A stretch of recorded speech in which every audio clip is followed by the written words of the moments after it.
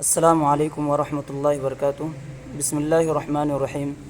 معزز ناظرین، حج کسے کہتے ہیں، آج آپ کی خدمت میں یہ پیش کروں گا۔ ناظرین، حج اللہ تعالیٰ کی وہ عبادت جو کسی مخصوص شخص یعنی صاحب استطاعت بدنی اعتبار سے بھی اور مالی اعتبار سے بھی جو حج کرنے کی طاقت رکھتا ہو، ایسے شخص کی طرف سے مخصوص شرائط کی رعایت کرتے ہوئے خاص دنوں میں یعنی حج کے دنوں میں مخصوص مقامات پر بیت اللہ، صفا مروہ، اسی طرح مینا وغیرہ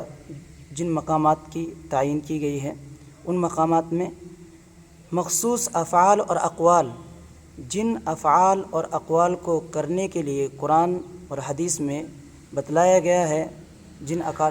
اقوال اور افعال کو انجام دینے کے لیے کہا گیا ہے، ان کو